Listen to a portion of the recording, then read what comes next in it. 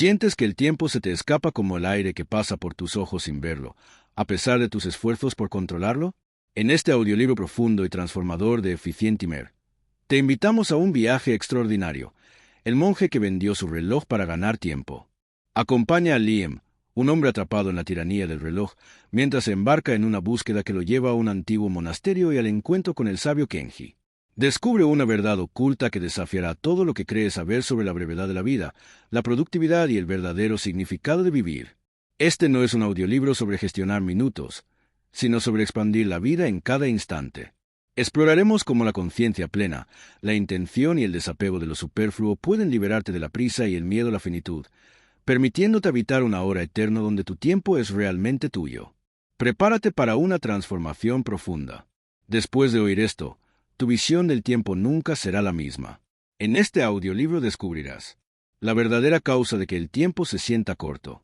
Como el monje, al vender su reloj, encontró una libertad inigualable.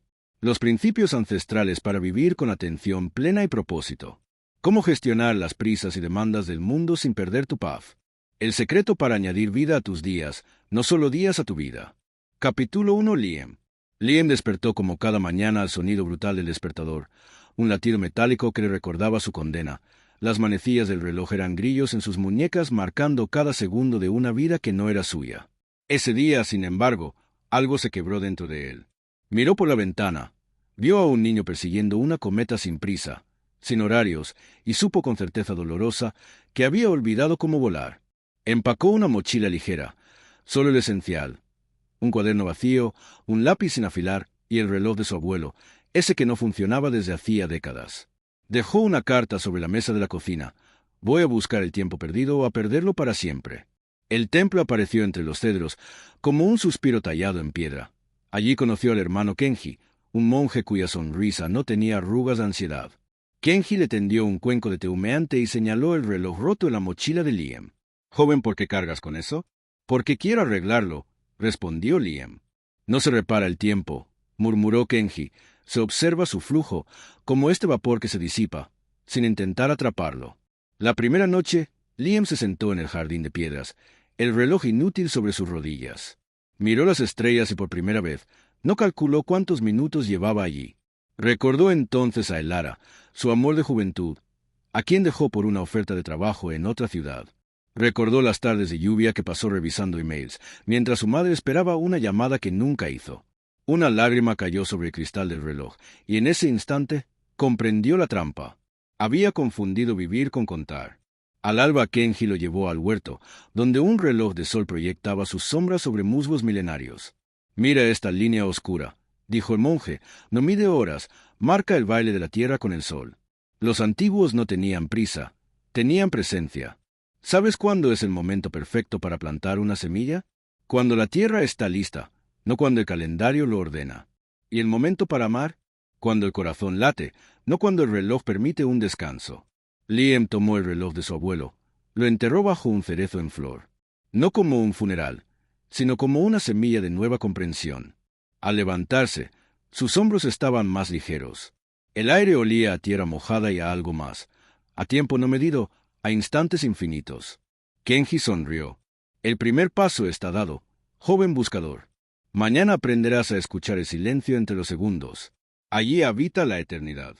Capítulo 2. El lenguaje de las sombras. Al amanecer, Liam encontró a Kenji bajo el cerezo donde enterró el reloj. Las ramas mecían sombras danzantes sobre la tierra húmeda.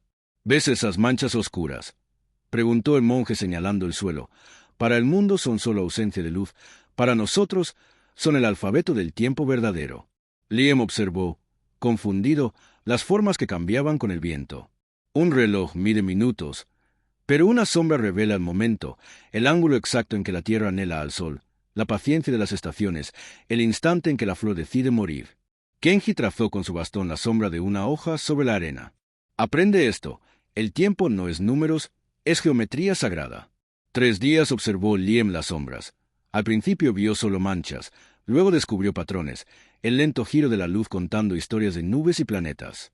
Una tarde, mientras seguía la sombra alargada de un pájaro en vuelo, recordó su infancia, cuando medía los días por la sombra del olmo en su ventana, antes de que los horarios escolares mataran esa magia. Sintió una punzada, no de nostalgia, sino de rabia santa, contra los calendarios que habían convertido su vida en una carrera de obstáculos cronometrados. Enterró las manos en la tierra donde dormía el reloj y juró en silencio desaprender todo lo que sabía sobre prisa. Kenji lo llevó junto a la fuente del jardín, donde el agua caía gota a gota sobre una roca lisa, marcada por 1000 surcos. «Mira esta piedra. ¿Crees que la dañó el agua?» «Sí, maestro», respondió Liem. «Error». Sonrió Kenji, la liberó. Cinceló su esencia oculta, como el tiempo verdadero nos esculpe, no nos desgasta. Tú crees que el tiempo te roba, porque solo ves la gota que cae, no la belleza que talla. Observa. Cada surco es una lágrima antigua transformada en camino para nuevas aguas. Esa noche, Liem soñó con relojes derritiéndose como cera, sus números convirtiéndose en semillas, en raíces que perforaban torres de oficinas. Al despertar, dibujó en su cuaderno una sombra de cedro sobre montañas, sin horas, sin fechas, solo la curva perfecta de la luz acariciando la tierra. Buscó a Kenji en el huerto, lo encontró regando crisantemos. «Maestro, ¿cómo recupero el tiempo perdido?» Kenji dejó la regadera, sus ojos como pozos de paciencia. «El tiempo no se pierde, joven, solo se transfigura. Aquello que llamas perdido vive en tus huesos, en este huerto, en el niño que aún corre tras cometas. ¿Sabes cuál es el único tiempo real? El que gastas en ver esta flor abrirse ahora, no el que usas en lamentar flores marchitas». Liem extendió la mano, dejó que una gota de rocío cayera desde un pétalo hasta su palma. Sintió el impacto frío, minúsculo, infinito. Por primera vez en años, no pensó en lo siguiente que debía hacer. El mundo se redujo a esa humedad brillante en su piel, a la luz filtrándose entre las hojas, al zumbido lejano de un abejorro. Kenji asintió. «Esa gota es tu maestro hoy. Mañana cruzaremos el puente de las nubes, donde el tiempo se disuelve en niebla». Capítulo 3. El puente de las nubes. Al amanecer, la niebla tejía un velo sobre el monasterio. Kenji señaló hacia la montaña, una silueta pálida y fantasmagórica que apenas se distinguía. «Allí, joven buscador, el tiempo se mide de otra forma». Ascendieron por un sendero estrecho, el aire fresco y cargado de aromas a pino. A cada paso, el murmullo de la vida salvaje se hacía más presente, el aleteo de un pájaro, el susurro del viento entre las hojas. Liem se dio cuenta de que su respiración, el latido de su propio corazón, se sincronizaba con el ritmo de la montaña. Ya no miraba a su muñeca instintivamente, el tiempo ahora era el ritmo de sus pulmones, la distancia entre un paso y el siguiente. Llegaron a un desfiladero, donde la niebla se abría y cerraba como una cortina etérea. Frente a ellos, suspendida en el vacío, apareció un puente de cuerda, tenuemente iluminado por los primeros rayos del sol que apenas perforaban la bruma. Era de una fragilidad engañosa, cada cuerda retorcida como un hilo de destino. «Este es el puente de las nubes», susurró Kenji. «Solo se revela al alba y se disuelve con el sol del mediodía. Su duración no se cuenta en minutos, sino en la valentía de cruzarlo». Liem sintió un vértigo, no por la altura, sino por la profunda verdad de lo que el monje insinuaba. El puente no era un mero paso físico, era una metáfora del instante, de la oportunidad fugaz. Mientras avanzaban, las cuerdas se balanceaban ligeramente bajo sus pies. Kenji se detuvo a mitad del puente, con la mirada perdida en el blanco inmenso. «Dime, joven buscador», dijo el monje, su voz resonando en la niebla, «¿qué pesa más, una hora o una pluma?» Liem frunció el ceño. La pregunta le descolocó. Una hora. Pesaba el peso de la responsabilidad, de los plazos, de la prisa. Una pluma era ligera, efímera, casi sin peso. Pero Kenji no preguntaba por el peso físico. «Una hora. Maestro, si está llena de tareas y preocupaciones», respondió Liem, dubitativo. «Y una pluma, si la observo caer con plena conciencia». Kenji sonrió. «Esa es la primera lección del puente. Una hora vacía de presencia, una hora que nos fue impuesta, pesa como una losa. Una pluma, observada con asombro, sostenida por la brisa, es la eternidad misma». Lie miró la palma de su mano, sintiendo la ligereza de su existencia en ese instante. Mientras seguían su avance, la niebla se disipaba por completo, revelando un vasto paisaje montañoso bañado por el sol naciente. Liem sintió que no estaba caminando sobre un puente, sino sobre una senda invisible que se extendía en el tiempo. Kenji rompió el silencio. «Nuestra mente», comenzó el monje, «es un río que corre. Si arrastramos en él rocas del pasado, arrepentimiento o maderas del futuro, ansiedad, el flujo se ralentiza, el agua se estanca, pero la corriente no se detiene. Solo nuestra experiencia se vuelve pesada y densa. Creemos que una hora es solo 60 minutos, pero en esa hora, ¿cuántos microinstantes vivimos realmente? ¿Cuántos segundos fuimos plenamente conscientes de nuestra respiración, del aire en nuestra piel, del sabor de una fruta? Liam lo entendió. Recordó las interminables reuniones en su antigua oficina, donde una hora parecía una eternidad de aburrimiento y distracción, o las noches de insomnio donde minutos de preocupación se sentían como ciclos completos de un tormento interminable. En contraste, los pocos segundos en que supo que ella lo amaba, o el instante en que vio a aquel niño perseguir la cometa, esos segundos, aunque breves, se habían grabado en su memoria con una vivacidad que ninguna hora de su trabajo jamás había logrado. Eran momentos expandidos, densos de significado. El tiempo se nos presenta como un regalo, continuó Kenji, con su voz calmada. Pero a menudo lo abrimos deprisa, sin saborear el envoltorio, sin detenernos en el brillo interior. Lo devoramos sin masticar, sin saborear, y así, incluso el más grande de los banquetes pasa desapercibido, dejando solo una sensación de vacío. La verdadera duración de tu vida no será el número en tu lápida, joven, sino la suma de todos esos momentos en los que tu alma estuvo verdaderamente presente, plenamente viva. Se detuvieron al final del puente, donde el sol ya calentaba sus rostros. El puente de niebla se había disipado casi por completo, dejando solo un rastro etéreo que pronto desaparecería. Cada instante es un puente así, dijo Kenji, señalando el vacío. Una oportunidad fugaz de cruzar a la plena existencia.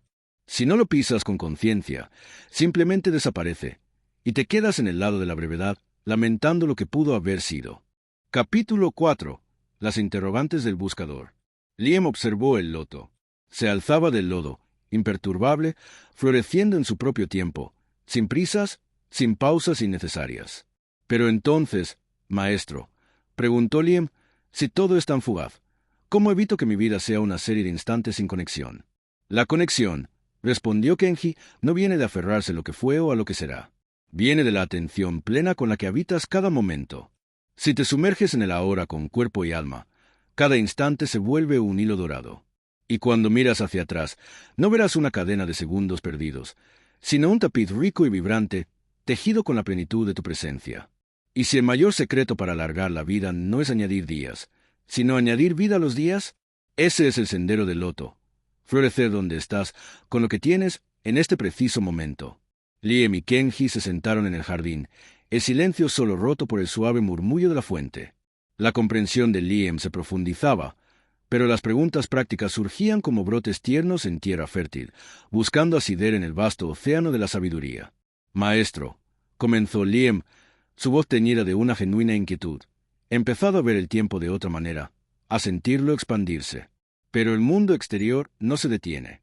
¿Cómo puedo vivir esta plenitud si mi vida sigue exigiendo prisas, plazos, respuestas inmediatas? ¿Cómo evito que las demandas de otros me roben este tiempo expandido que estoy aprendiendo a sentir? Kenji tomó una hoja caída y la giró entre sus dedos, observando cada nervadura como un mapa cósmico. La prisa externa, respondió el monje, su voz un susurro que parecía nacer del viento. Es el rugido de la mente sin ancla, la danza frenética de lo impermanente. No puedes detener la marea, pero puedes encontrar el ojo del huracán en tu propio ser. Tu tiempo expandido no es la ausencia de los mil ecos del mundo, sino la presencia inquebrantable que los abraza a todos sin ser consumida por ellos. Es la montaña que no se mueve, aunque la brisa susurre eternamente a sus laderas. Permite que el mundo se agite, y sé tú el lago sereno que refleja su verdad sin ser turbado. Liam asintió, una nueva corriente eléctrica recorriendo su ser. Entonces, ¿cómo sé qué es mi tiempo y qué es el tiempo que me imponen? ¿Cómo decido a qué viento ajustar mi vela? Kenji dejó la hoja en el suelo y sus ojos encontraron los de Liam, pozos de calma milenaria. No busques la respuesta en la mente que calcula, joven. Busca el eco en el santuario de tu pecho, el lugar donde reside tu dharma, tu verdad más profunda. Si una demanda apaga la llama sagrada de tu propósito, si te arranca de tu centro de quietud, si el sí nace de una cadena invisible y no de la libertad de tu espíritu, entonces ese tiempo es una ofrenda a la ilusión. Decir no a ese eco externo es un acto sagrado de alineación con tu propia melodía del universo. Es escuchar el canto de tu propia existencia y danzar solo a su ritmo, como el loto no permite que el barro ahogue su ascenso hacia la luz. Pero maestro, continuó Liam, pensativo, si al enfocarme tanto en el presente, pierdo la ambición, si el futuro, esa ilusión, deja de impulsarme, ¿cómo planifico si no me apego al mañana? Kenji sonrió, la sonrisa del que ve más allá de los velos. La ambición que persigue un mañana fijo es una sombra que te agota, una vasija que siempre está a punto de llenarse pero nunca lo hace. La verdadera ambición, joven, no es alcanzar un destino lejano, sino desplegar tu propia esencia en cada instante presente. El futuro no se construye. El futuro emerge de la calidad de tu ahora. Cada semilla de intención que plantas con conciencia plena, cada acción que realizas con el corazón abierto, son las raíces invisibles de aquello que florecerá. No hay mañana sin hoy y este hoy es el único lienzo que te es dado para pintar tu eternidad. Cada respiración que ancla tu conciencia, concluyó Kenji, con su voz suave pero con la resonancia de una campana ancestral, cada momento habitado con la totalidad de tu ser, son las verdaderas riquezas que acumulas. El monje no dejó de vivir, trascendió la ilusión del tiempo, entrando en el vasto e ilimitado océano del ahora eterno. Capítulo 5. El retorno de Liam al mundo. Tras despedirse de Kenji con una profunda reverencia que ya no era un gesto de protocolo, sino un acto de gratitud genuina, Liam emprendió el camino de regreso.